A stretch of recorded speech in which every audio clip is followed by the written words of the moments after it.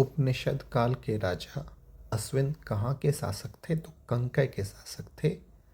अध्यात्म ज्ञान के विषय में नचिकेता और यन के बीच का जो संवाद है वो किस उपनिषद से प्राप्त होता है? तो कठोपनिषद से प्राप्त होता है। वैदिक नदी कुंभा, जो कि आज के काबुल में स्थित है, का स्थान कहाँ निर्धारित होता है? तो आज के अफगानिस्तान में है। कपिल मुनि द्वारा प्रतिपादित दार्शनिक प्रणाली को क्या कहते हैं? तो सांख्य दर्शन कहते हैं। भारत के किस स्थल की खुदाई से लौह धातु के प्रचलन के प्राचीनतम प्रमाण मिले हैं? तो अंतर जीखेड़ा नाम इस जगह का नाम, याद रखिएगा यह सिंधु घाटी सभ्यता का भाग नहीं है। अंतर जीखेड़ा। किस काल में अछूत की अवधारणा स्पष्ट रूप से उदित हुई है? तो धर्म शास्त्र के काल में अछूत की अवधारणा स्पष्ट रूप से उदित हुई है, यानी कि पता चलने लगा है। गायत्री मंत्र देवी सावित्री को समर्पित यह मंत्र है। यह किस पुस्तक से प्राप्त होता है? तो ऋग्वेद से। न्याय दर्शन को प्रचारित किया था, किसने किया था? तो गौतम ने किया था। प्राचीन भारत में निष्क किसे कहा जाता था? कौन निष्क के नाम से जाने जाते थे? तो स्वर्ण आभूषण को निष्क के नाम से जाना जाता था। योग दर्शन के प्रतिपादक कौन है? तो पतंजलि योग दर्शन के प्रतिपादक है। उपनिषद पुस्तकें हैं, किस तरह की पुस्तकें हैं? तो ये दर्शन पर आधारित पुस्तकें हैं। पूर्व वैदिक आर्यों का धर्म क्या था? तो प्रकृति पूजा और यज्ञ ही पूर्व वैदिक आर्यों का प्रमुख धर्म था। चरक संहिता नामक पुस्तक किस विषय से संबंधित है? तो चरक संहिता चिकित्सा से संबंधित है। यज्ञ संबंधी विधि विधानों का पता हमें कहाँ से चलता है? तो यजुर्वेद से चलता है। वैदिक युगीन सभ्यता क्या थी? तो मंत्री परिषद जो था वो वैदिक युगीन सभ्यता थी। वैदिक युग में प्रचलित लोकप्रिय शासन प्रणाली कौन सी थी? तो गणतंत्र थी। सबसे प्राचीन वेद कौन सा है? तो ऋग्वेद है। कौन भारतीय दर्शन की आरंभिक विचारधारा है? तो सांख्य भारतीय दर्शन की सबसे आरंभिक विचारधारा है। सांख्य, योग, न्याय, वैशेषिक, मीमांसा एवं वेदांत, इन 6 भिन्न भारतीय दर्शनों की स्पष्ट रूप से अभिव्यक्ति कहाँ हुई है? तो वैदिक युग में ये 6 के 6 दर्शन की अभिव्यक्ति हुई है। वह दस्तकारी कौन सी है जो आर्यों द्वारा व्यवहार में नहीं लाई गई थी? तो लुहाड़ वाली जो दस्तकारी है वह आर्यों द्वारा व्यवहार में नहीं लाई गई थी। प्राचीनतम व्याकरण अष्टाध्यायी के रचनाकार किसे माना जाता है? तो पाणिनि को माना जाता है। कौन सी स्मृति प्राचीनतम है? तो मनुस्मृति प्राचीनतम है। आदि कवि की संज्ञा किसे दी गई है? तो आदि काव्य की संज्ञा रामायण को दी गई है। प्राचीनतम पुराण तो मत्स्य पुराण सबसे प्राचीनतम पुराण है। ऋग्वेद में सबसे पवित्र नदी किसे माना गया है? तो सरस्वती नदी को ऋग्वेद में सबसे पवित्र नदी माना गया है। वैदिक समाज की आधारभूत इकाई क्या थी? तो काल और कुटुंब, यह वैदिक समाज की आधारभूत इकाई थी। ऋग्वैदिक युग की प्राचीनतम संस्था कौन सी थी? तो विदत ऋग्वैदिक युग की प्राचीनतम संस्था थी। ब्राह्मण ग्रंथों में सर्वाधिक प्राचीन कौन है? तो शतपथ ब्राह्मण ग्रंथों में सबसे प्राचीनतम ग्रंथ है। गोत्र व्यवस्था प्रचलन में कब आई? तो उत्तर वैदिक काल में गोत्र व्यवस्था प्रचलन में आई। मनुस्मृति मुख्यतः किससे संबंधित है? तो समाज व्यवस्था से संबंधित है मनुस्मृति। गायत्री मंत्र की रचना किसने की थी? तो विश्वामित्र ने गायत्री मंत्र की रचना की थी। अवेस्ता और ऋग्वेद में समानता है। अवेस्ता किस क्षेत्र से संबंधित है? तो ईरान से संबंधित है अवेस्ता। किसका संकलन ऋग्वेद पर आधारित है? तो सामवेद का जो संकलन है वह ऋग्वेद पर आधारित। किस वेद में जादुई माया का विवरण है? तो अथर्ववेद में। आर्य शब्द क्या इंगित करता है? तो निर्जाति समूह को इंगित करता है आर्य शब्द। प्राचीनतम विवाह संस्कार का वर्णन करने वाला विवाह सूक्त किसमें पाया जाता है? तो यह ऋग्वेद में पाया जाता है। ऋग्वेद में अघन्य शब्द किसके लिए, जो वध करने योग्य नहीं हुए, किसके लिए प्रयुक्त किया गया है? तो गाय के लिए। ऋग्वेद में किन नदियों का उल्लेख अफगानिस्तान के साथ आर्यों के संबंध का सूचक है तो कुंभा नदी और क्रमु नदी का जो उल्लेख है यह अफगानिस्तान के साथ आर्यों के संबंध का सूचक है। आर्यों के आर्कटिक होम सिद्धांत का पक्ष किसने लिया था? तो वीजी तिलक ने आर्यों के आर्कटिक होम के सिद्धांत का पक्ष लिया था। अथर्व का अर्थ क्या होता है? तो पवित्र जादू होता है। कौन सा वेद असंतः गद्य रूप में भी रचित है? यजुर्वेद। उत्तर वैदिक काल में किस देवता को सर्वोच्च स्थान प्राप्त था? तो प्रजापति उत्तर वैदिक काल में सर्वोच्च स्थान प्राप्त करने वाले देवता थे। संस्कारों की कुल संख्या कितनी है? तो 16 संस्कार होते हैं। और कर्म का सिद्धांत किस चीज से संबंधित है? तो मीमांसा से संबंधित है। इस तरह से हमारा वैदिक युगीन काल समाप्त होता है। अब हम बौद्ध धर्म और जैन धर्म से संबंधित विषयों का अध्ययन करेंगे। पहला टॉपिक है गौतम बुद्ध का जन्म कब हुआ था? तो 563 ईसा पूर्व में हुआ था। गौतम बुद्ध का जन्म स्थल क्या था? तो लुम्बिनी में उनका जन्म हुआ था, यह आज के नेपाल में पड़ता है। वह आद्यतम बौद्ध साहित्य जो बुद्ध के विभिन्न जन्मों की कथाओं के विषय में है उसे क्या कहा जाता है? जातक। इसमें माना जाता है कि बौद्ध धर्म के गौतम बुद्ध जी के 1000 जन्मों की कहानी है। त्रिपिटक धर्म क्या है? तो बौद्धों के जो धर्म ग्रंथ हैं उन्हें त्रिपिटक कहा जाता है। बुद्ध ने किस स्थान पर महापरिनिर्वाण यानी मृत्यु प्राप्त किया था? तो कुशीनगर में प्राप्त किया था। भारत में सबसे प्राचीन विहार कौन सा है? तो नालंदा सबसे प्राचीन विहार है। बुद्ध की मृत्यु के बाद प्रथम बौद्ध संगीति की अध्यक्षता किसने की थी? तो महाकश्यप ने प्रथम बौद्ध संगीति की अध्यक्षता की थी। नागार्जुन कौन थे? तो बौद्ध दार्शनिक थे नागार्जुन। किस नगर में प्रथम बौद्ध संगति या सभा आयोजित की गई थी? तो राजगृह में प्रथम बौद्ध संगति आयोजित की गई थी।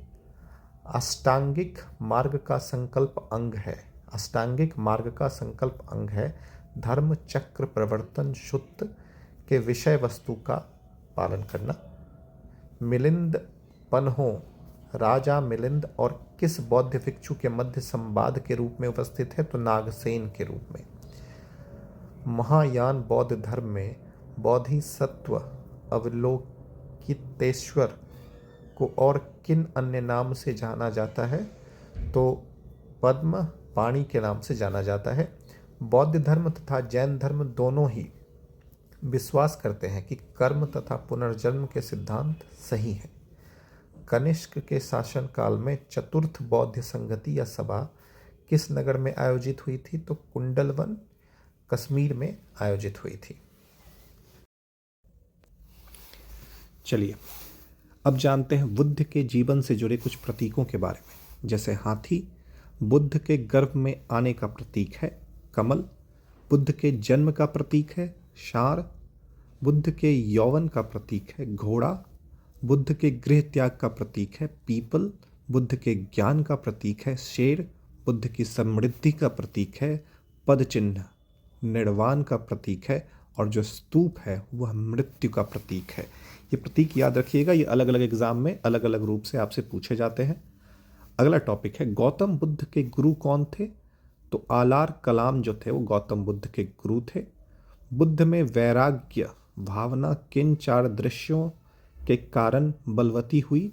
तो बूढ़ा, रोगी, लाश और सन्यासी। इन चीज़ों को देखने के बाद बुद्ध में वैराग्य की भावना बलवती हुई।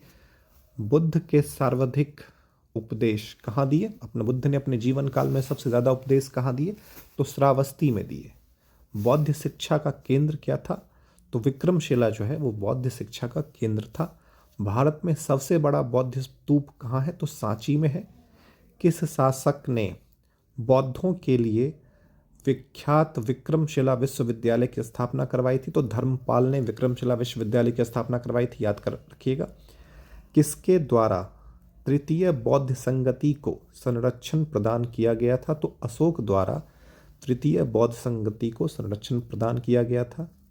बौद्ध ग्रंथ पिटकों की रचना किस भाषा में है? तो ज़्यादातर बौद्ध चीज़ें या सामग्री आपको पाली भाषा में मिलेगी। कश्मीर में कनिष्क के शासनकाल में जो बौद्ध संगति आयोजित हुई थी उसकी अध्यक्षता किसने की थी? तो वसुमित्र ने की थी, जो कश्मीर में कनिष्क के शासनकाल में बौद्ध संगति आयोजित हुई थी, तो उसकी अध्यक्षता वसुमित्र ने की थी। मठ, मंदिर और स्तूप किस धर्म से संबंधित हैं? तो बौद्ध धर्म से संबंधित है।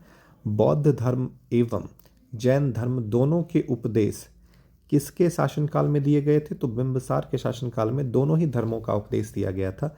गौतम बुद्ध ने अपनी प्रार्थना या अपना प्रथम उद्देश्य कहाँ दिया? तो सारनाथ में दिया। बौद्ध धर्म ग्रहण करने वाली पहली महिला कौन थी? तो वह महाप्रजापति गौतमी थी। बौद्ध गया कहाँ स्थित है? बिहार में स्थित है। जातक किसकी कथा है या किसका कथा ग्रंथ है? तो बौद्ध का है। सिद्धार्थ, जिन्हें बुद्ध भी कहा जाता था, उनको ज्ञान की प्राप्ति कहाँ हुई थी? बोध गया में। सारनाथ में बुद्ध का प्रथम प्रवचन कहलाता है। तो सारनाथ में जो बुद्ध ने अपना प्रथम प्रवचन दिया था उसे धर्म चक्र प्रवर्तन कहा जाता है। बौद्ध धर्म ने समाज के किन वर्गों पर महत्वपूर्ण प्रभाव डाला? तो महिला और शूद्र, इन दोनों पे सबसे ज़्यादा प्रभाव डाला। बुद्ध के गृह त्याग का प्रतीक क्या है? तो घोड़ा बुद्ध के गृह त्याग का प्रतीक है। गौतम बुद्ध द्वारा भिक्षुणी संघ की स्थापना कहाँ की गई थी? तो कपिलवस्तु में की गई थी। सर्वप्रथम शून्यवाद का प्रतिपादन करने वाला बौद्ध दार्शनिक कौन था? तो नागार्जुन थे, जिन्होंने शून्यवाद का सिद्धांत दिया था। किस शासक के शासन काल में नेपाल में बुद्ध धर्म का गमन हुआ? तो अशोक के शासन काल में। सांची क्यों विख्यात है? तो सबसे बड़ा बौद्ध स्तूप यहीं पे है, इसलिए विख्यात है। किस भाषा का ज़्यादा प्रयोग बौद्धवाद के प्रचार के लिए किया गया? तो पाली भाषा का प्रयोग सबसे ज़्यादा बौद्धवाद के प्रचार के लिए किया गया।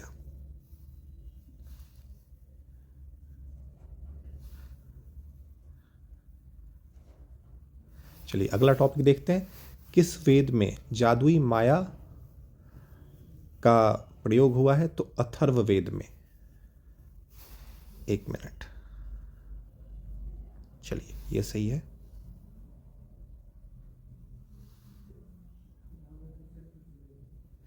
महावीर स्वामी का जन्म कहाँ हुआ था? तो कुंडग्राम में हुआ था।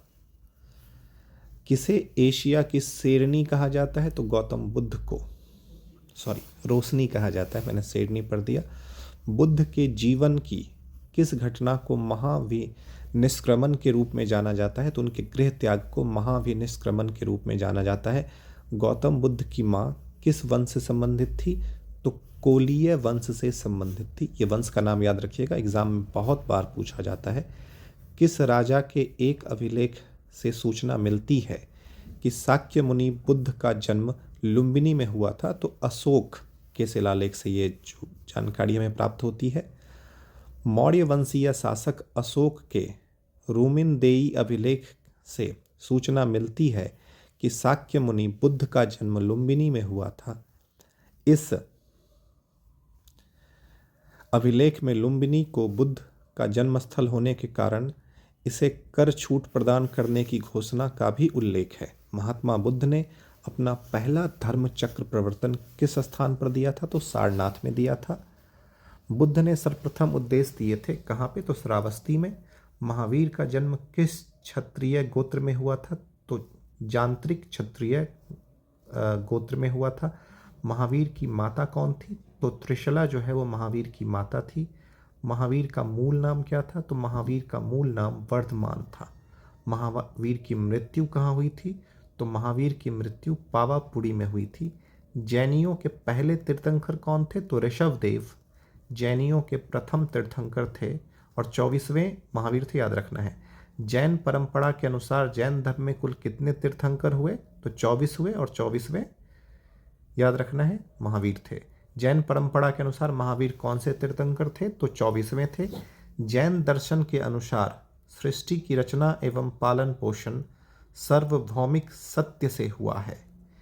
जैन समुदाय में प्रथम विभाजन के श्वेतांबर संप्रदाय के संस्थापक कौन थे? तो स्थूलवर्द्र ने श्वेतांबर संप्रदाय की स्थापना की।